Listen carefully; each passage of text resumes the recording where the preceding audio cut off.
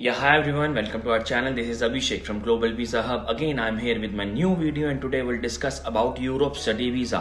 Europe study visa से related हमारी already channel पे 10 से 15 वीडियोस जो हैं वो अपलोड हो रखी हैं। आज हम सारा बात करेंगे कैसे हम यूरोप स्टडी वीज़ा के लिए अप्लाई कर सकते हैं, कौन कौन से डॉक्यूमेंट्स होते हैं, कौन कौन से कंट्रीज़ में रिक्वायरमेंट किस किस डॉक्यूमेंट्स की होती है, कितने टाइम का प्रोसेस होता है, कब कब इनटेक होता है, कितने टाइम के बाद आप ट्रैवल कर सकते हो, वहाँ जाके आप टीआरसी टेम्परेरी रेजिडेंट परमिट कैसे अप्लाई कर सकते हो, फीस स्ट्रक्चर कितना होता है, कितना आप यहाँ से दे के जा सकते हो, कितना आप ईएमआई में वहाँ जाके दे सकते हो। तो आज हम यूरोप स्टडी वीज़ा से रिलेटेड सारी बात करेंगे। आज हम सारी कंट्रीज कवर करेंगे, चाहे वो लातविया हो, लिथुआनिया हो, चेक रिपब्लिक हो, स्पेन हो, पोलैंड हो, ग्रीस हो, पोर्चुगल हो, माल्टा हो। सबसे पहले हम बात करेंगे डॉक्यूमेंट्स की, क्योंकि जब से मेजर पार्ट ही डॉक्यूमेंट्स का होता है वीजा सक्सेस के लिए, वीजा अप्लाई के लिए, ऑफर एक्सेप्टेंस के लिए। डॉक्यूमेंट जो यूरोप में चाहिए होते हैं 90% कंट्रीज में सेम डॉक्यूमेंट्स लगते हैं। 10% कंट्रीज ऐसे हैं जैसे जर्मनी है, वो आइल्स भी लेगा और आपका शो फंड भी लेगा प्लस आपका ब्लॉक अमाउंट भी लेगा।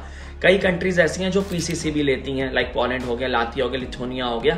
पीसीसी क्या होता है? पीसीसी होता है पुलिस क्लियरेंस सर्टिफिकेट कि आपकी कंट्री में आपके ऊपर कोई भी एफआईआर, कोई भी केस नहीं है, तो आपको पीसीसी लेना होता है पासपोर्ट ऑफिस से। नॉमिनल फीस होती है 500 चार्जेस इंडियन रुपीज। आप ऑनलाइन जाके अप्लाई कर सकते हो पासपोर्ट ऑफिस से। आजकल पीसीसी में टाइम काफी लग रहा है, 2 महीने, 2.5 महीने, 3 महीने लग रहे हैं। तो आपने कभी भी किसी कंट्री के लिए फोकस करना है तो अपनी पीसीसी पहले ही करा के ले रखिए, ताकि आपके 3 महीने वेस्ट ना हो। जब तक आप अप्लाई करें आपके पास पीसीसी आ जाए।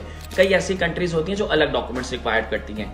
तो अभी जो हम बात करेंगे मेजर डॉक्यूमेंट, जो मेन डॉक्यूमेंट्स है, जो मैंडेटरी डॉक्यूमेंट, जिसके हिसाब से आपका ऑफर लेटर या जिसके हिसाब से आपका ऑफर एक्सेप्टेंस या आपका एडमिशन हो सकता है, वो मेजर डॉक्यूमेंट्स हैं। आपका पासपोर्ट जो कि 6 मंथ के लिए एटलीस्ट वैलिड होना चाहिए आपके ट्रैवल डेट के अकॉर्डिंग। सेकंड, आपकी पासपोर्ट साइज फोटोग्राफ 80% फेस के साथ, matte finish, white background. Third, आपका 10th, आपका 12th, आपका एलओआर और एमओआई। एलओआर होता है लेटर ऑफ रिकमेंडेशन, ये आप ले सकते हो अपने स्कूल से, लेटर ऑफ रिकमेंडेशन। एमओआई होता है मीडियम ऑफ इंस्ट्रक्शन, ये भी आप अपने स्कूल से ले सकते हो। अगर आपने आइल्स दे रखा है तो एमओआई की जरूरत नहीं पड़ती। मीडियम ऑफ इंस्ट्रक्शन तब चाहिए होती है जब आपने कोई इंग्लिश का टेस्ट नहीं दे रखा। अगर आइल्स किया हुआ है या पीटीई की हुई है तो, या ब्रिटिश काउंसिल, कहीं से भी आपने कोई इंग्लिश का टेस्ट क्लियर किया हुआ है तो आपको मीडियम ऑफ इंस्ट्रक्शन देने की जरूरत नहीं है, अदरवाइज एमओआई लगेगा। ये 6 डॉक्यूमेंट्स तो मेजर डॉक्यूमेंट्स हो गए। उसके अलावा आपका आधार कार्ड, आपका पैन कार्ड, आपकी बैंकिंग, ये डॉक्यूमेंट चाहिए होते। जैसे ये डॉक्यूमेंट्स आ जाते हैं, हम आपके सारे डॉक्यूमेंट्स का पीडीएफ जनरेट करके आपका एडमिशन अप्लाई करते हैं।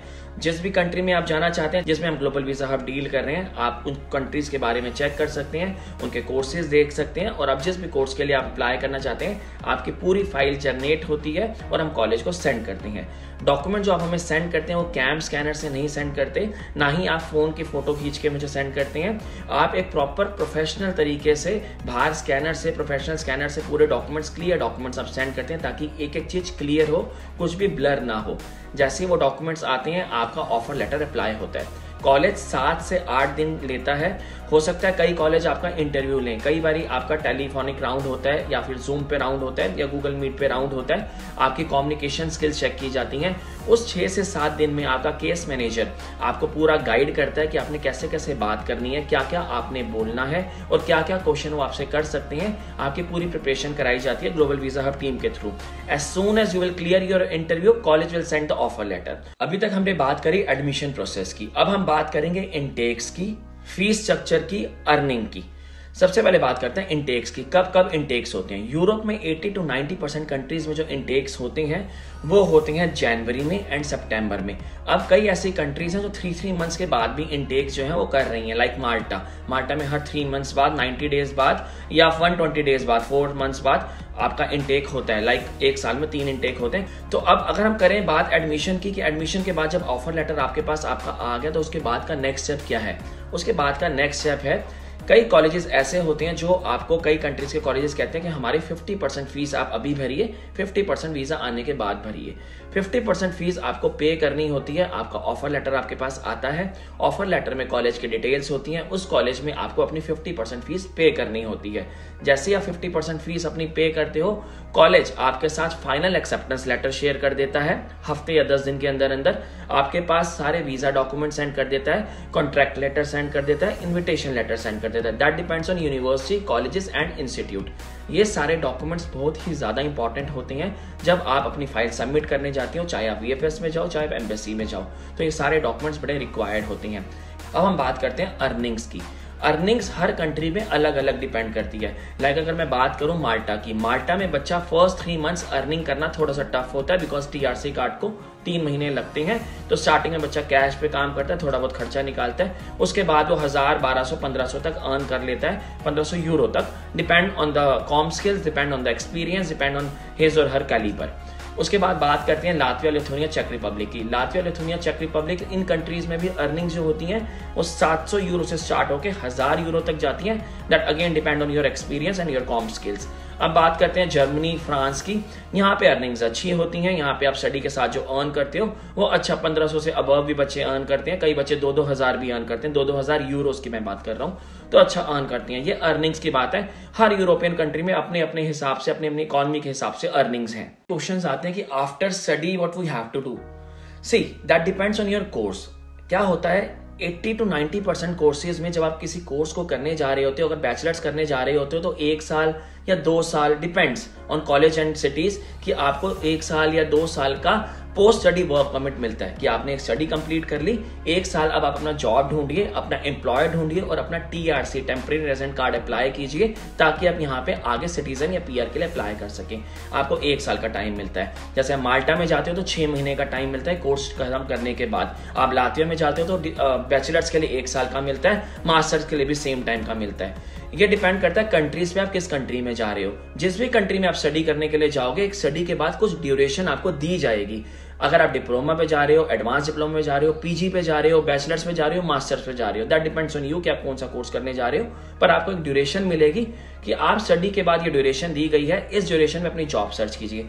कैंपस हायरिंग भी होती है, आप खुद भी इंडिविजुअल भी वॉक इन इंटरव्यू जा सकते हो, ऑनलाइन जॉब पोर्टल्स पे अप्लाई कर सकते हो। ग्लोबल वीजा हब की टीम भी आपकी हेल्प करती है जॉब सर्च करने में, ऑनलाइन जॉब पोर्टल्स के थ्रू, रेफरेंस के थ्रू, या आप खुद भी अगर आप देखते हो यहाँ पे वैकेंसी, आप डायरेक्ट जा सकते हो, आप वहां पे अप्लाई कर सकते हो। जैसे ही आप कहीं पे अप्लाई करते हो, आपका सिलेक्शन हो जाता है। सिलेक्शन होने के बाद आपको अपनी TRC कन्वर्ट करानी होती है वर्क परमिट में।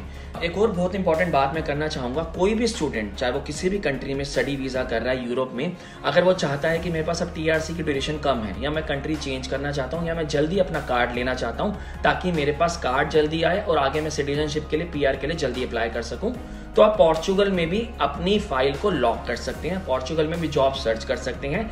जॉब सीकर वीजा 3 मंथ्स का मिलता है। या पोर्चुगल में भी आप आ सकते हैं अगर आपके पास वैलिड वीजा है किसी भी शेंगन जोन का।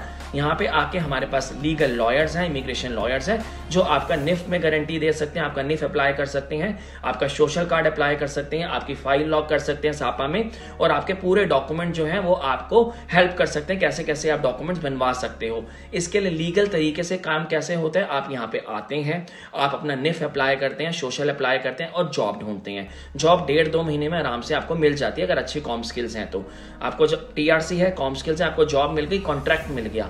जैसे आपके पास कॉन्ट्रैक्ट आता है, आप कॉन्ट्रैक्ट हमें सबमिट करते हैं, अपनी PC से सबमिट करते हैं। NIF और NIS ऑलरेडी आपने बनवाया होता है, कॉन्ट्रैक्ट लगता है, आपका लीगल एंट्री लगता है और आपका PC से लगता है। ये 5 डॉक्यूमेंट लगा के आपकी सापा में ID में फाइल लॉक हो जाती है। फाइल लॉक का क्या मतलब होता है, 88 आर्टिकल 88 पोर्चुगल में फाइल लॉक हो गई। अब आपको 18 मंथ्स का वेट करना है अपने कार्ड के लिए। हो सकता है 16 मंथ्स में आ जाए, हो सकता है 12 मंथ्स में आ जाए, और अपनी जॉब करनी है और अपना टैक्स भरना है। 260 यूरो पर मंथ टैक्स आता है जो कि आपका एम्प्लॉयर पे करता है। अब हम सबसे इंपॉर्टेंट बात करते हैं खर्चे की, कि कितना अमाउंट लगता है स्टडी वीजा अप्लाई करने के लिए।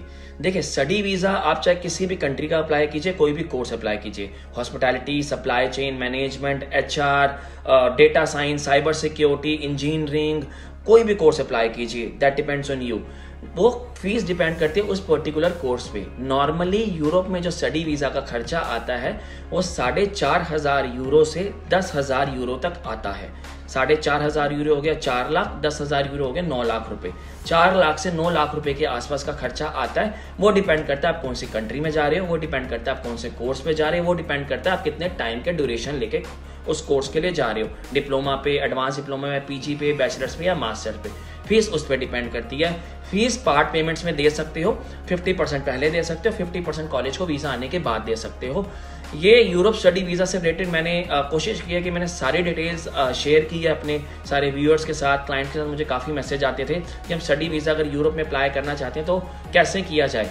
मैंने एक एक करके वीडियो अगर हर कंट्री पे बनाता तो काफ़ी लंबी बनती, तो मैंने कोशिश की है कि एक ही वीडियो में मैंने आपको सारी कंट्रीज़ की डिटेल्स दे दी हैं।